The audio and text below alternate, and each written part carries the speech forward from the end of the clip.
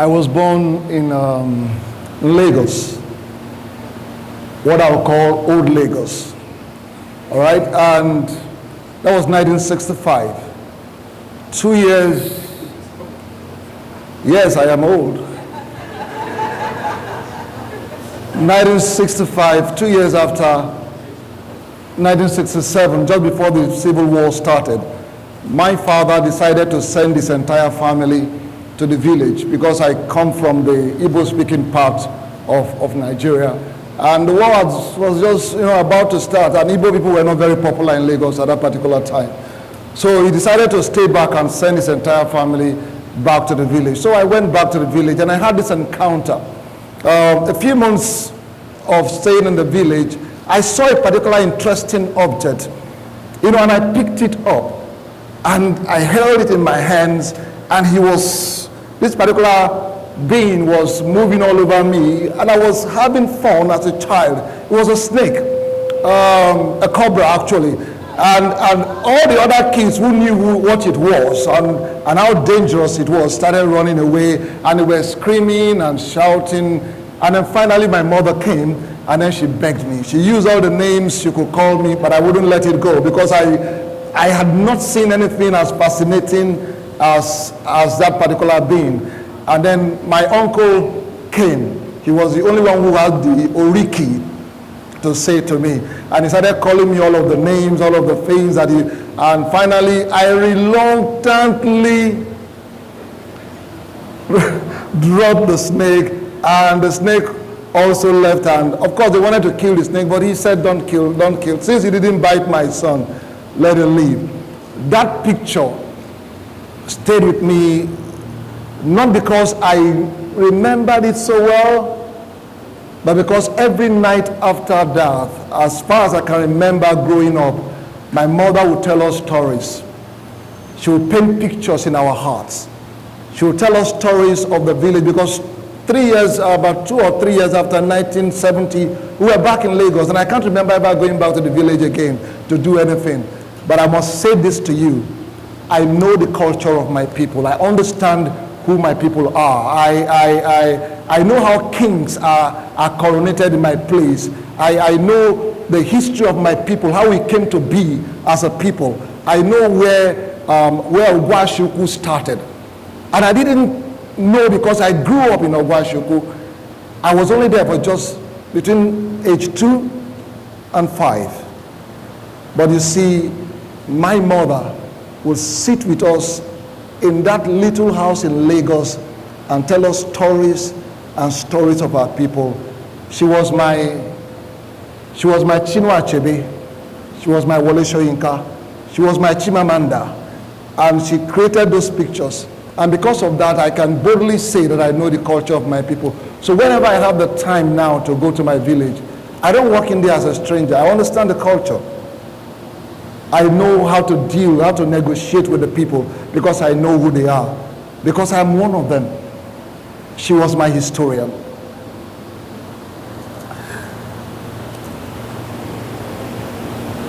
The Nigerian Civil War happened 1967 to 1970. It's interesting when I look at us as a people and how many people do not really know the history of that particular war, why we fought the war, how we fought the war, the things that happened during the war. Very few Nigerians know, and you probably will not find it in many Nigerian books. And the few people who have written about the war, who have bothered to write about it, have written it based on their own personal personal beliefs. So what we have basically are half-truths that have been told about the war. And a lot of us are afraid to even touch it and talk about it. It's like an anathema, something that is not to be talked about, something not to be discussed. So we are growing a nation of people who do not know their history. And we are quite comfortable with that. I'm so grateful that history has been brought back to the Nigerian educational system. I heard there was a time that it was removed completely out of it. But I hear that it's back right now. But the facts and the events of the Nigerian Civil War are not there for us to work with. So what do we do as a people when our storytellers are dead, or when our storytellers are not existing anymore?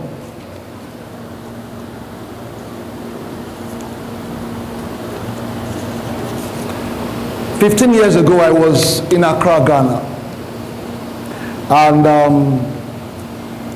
just after that, I went to Pretoria. That was where we made the movie, Accra, Ghana. We made the movie Sisters, that won a couple of awards. But you know, while in Accra and then Pretoria, I found out something about the average African's mindset about Nigerians, and the fact that they believe that every Nigerian is involved in one kind of juju or the other, or is a cultist or something. And how did they get that narrative? They got it from the initial Nollywood movies that they saw. Those movies were always talk. If you can go back, if you can remember all the Igada, they had the strange titles, and all of those movies always talked about cultism. There had to be one herbalist there, and so all they taught, as I related with other Africans, was that they felt that Nigerians were basically into one form of juju or rituals of the other. But you know that is not true. If you're sitting here today and you're a Nigerian, you know that is not true. But they got that narrative because of the movies and the things that we told them. And so it got me thinking that there is a need for us to change the narrative. There's a need for us as movie makers to tell the story as it is, and not just let events pass by and do nothing about it. Oh, I believe in love stories, and I think there's a need for us to talk about love. But I keep wondering if the love stories only happen in Ikoyi or in Victoria Island. There must be love story in Mafoloku. Do mechanics fall in love? Do they fall in love? I don't see them in Nigerian movies because they don't tend to fall in love. They are either in love in one nice looking apartment with and the kind of apartments we get to see are not the ones that 90% of Nigerians are living in. So they're telling the story of a few to feed the majority. We're actually telling half-truths. And you know the problem with half-truths, they are more dangerous than lies. Oh yes, because in listening to a half-truth, you think you know the truth. So it's difficult to even convince you so that you can accept the truth. Because in what you're hearing, there's a truth in it. We are in troubled times in Nigeria. And it's the NSAS experience that we've had have taught us that. We're dealing with the issue of Boko Haram, terrorism. We're dealing with there's the insecurity in the East and the West. And I've asked myself, how many movies, how many stories have I seen that would address these issues? How many storytellers are bold enough to deal with these issues? Why are we pretending that they don't exist? And my co-filmmakers will tell me this, and this is what they say to me when I bring up these things. Because you see, the censors board will not release your movie if it addresses such issues. The question I also ask is this: probably we have to be more creative with the way we tell our stories. Because you see, so many truths can be passed across if they are properly and intelligently told. And they can be told in a love story.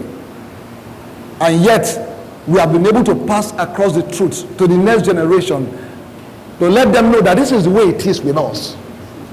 So that we don't have a generation that comes after us that will be wondering that when somebody tells them that these things happen, they will say it's a lie, it never happened. But because if it did happen, somebody would have said something about it. Because nobody is saying anything about it. So there's a need for us to deliberately educate our people and not just make them laugh. Oh, I believe in laughter. Laughter is good. But I know that it's just not about laughter, because after you have laughed, you're still going to wake up the next day and realize you're still living in Nigeria. So we need to educate our people so they can tell the truth. You know, we have heard of the danger of a single story. The danger of a single story. And Chimamanda spoke extensively about that. But you see, in looking at the danger of a single story, Achebe gave us this story. He said that the lion, that the narrative of the hunt will continue to favor the hunter until the lion have their own historians. I agree. So we have our own historians now. We're not talking about the single story anymore. The challenge that we have as a people right now is that our historians are not telling our stories. We will probably have to sit down, begin to craft our stories, to tell Nigerian stories. Whether you're writing, whether you're making a movie or series or whatever it is that you're doing, we're going to deliberately tell the Nigerian story and tell it sincerely so that we can affect and we can change the narrative about Nigeria. So that when somebody talks about Nigeria, we will talk about Nigeria from a point of view where the person can say yes. Because you see, Hollywood has changed the narrative about America. Until you go to America, you probably will not know that they have homeless people in America. Until you go to America, you will not know that there's poverty in America. Until you go to America, you will not really see some of these things. Nollywood or Hollywood does not deny the fact that these things exist. They are not denying it. But what they do at the end is that they give you hope at the end. That this America is the nation to be in. Maybe we probably need to do the same and begin to let people know that this Nigeria is a country to be in. Somebody, once I meet people every day and they say to me, I want to get out of this country. I want to run out of this country. I've learned to tell them that you can go. So that there will be few of us who believe in Nigeria to stay.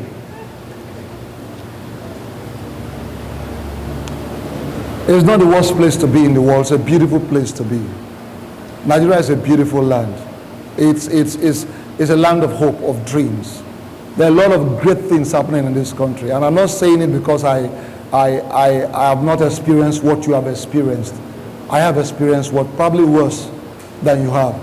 But I also learned in my little journeys here and there in the world that it's not about the fact that your country does not have a challenge. It's the storytellers that are making us believe in Europe. Snow, people die in snow every year. Do you know that, sir? People die. But guess what? By the time they tell you the story of snow and paint the love story around the snow, you want to visit just to see the snow. Some of us want to go this December just to see the snow. Because somebody painted a picture of the beauty of it for you to see. When I begin to, as Africans, as Nigerians, begin to paint the picture of the wonderful place that we have as people. So as long as we can tell our stories, we have the power to control the narrative and what will be said about us. Movies promote nations. Movies change lives. Movies change people's mindset. We are going to have to do that as a people. There's a new MNet series called Venge that is out. And as a director on that series, we had a prison scene. And you know how the prison scene is. I don't know if you have been to prison in Nigeria before. Anybody? Okay. So for those who have been there, the pictures. So we created a set, built it, and got the warders to look well-dressed, neatly dressed, and we're handling everything. And some of my friends have come up to me and they said to me, this is not true now. These warders are looking, they are dressed, but this is not real about Nigeria. I said, no, this is real about Nigeria. I don't know the Nigeria that you see, this is the Nigeria that I see. This is the Nigeria that we paint. You've seen American prison, right? How many of you we have seen a lot of American prisons. How many of you have gone to one? To know how it truly is. It's the picture they painted for you in the movies that you believe.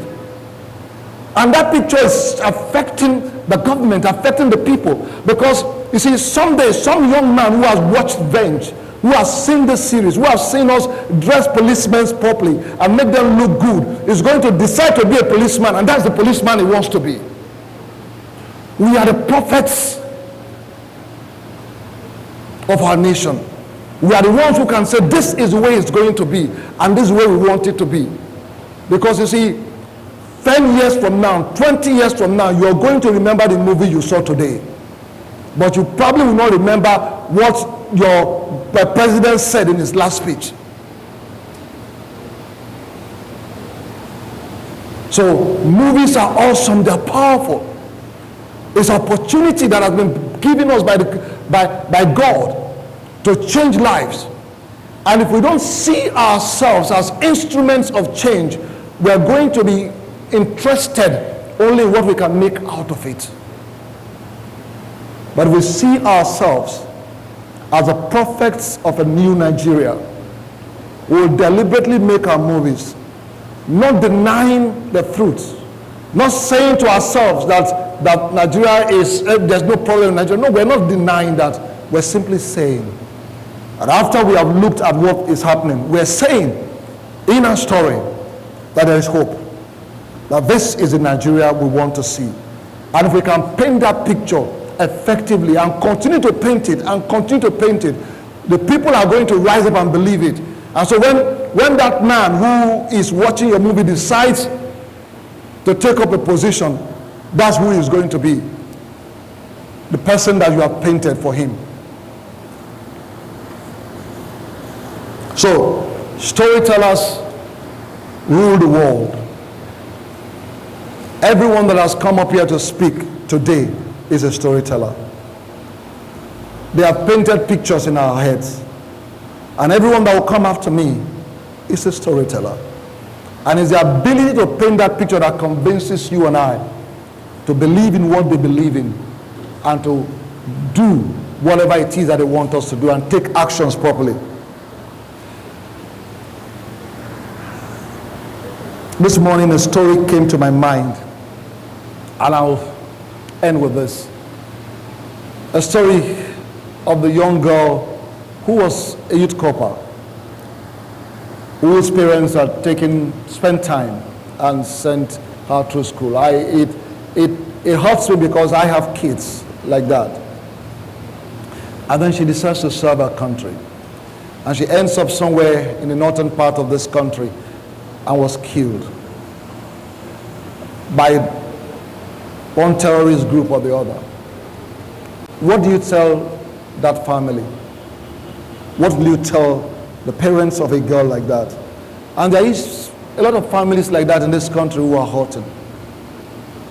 Those are the families we cannot deny anymore.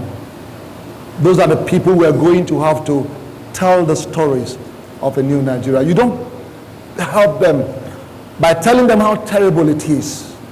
You don't help them by painting to them again the picture of pain that they have gone through. You're not helping them. You're not helping them to heal.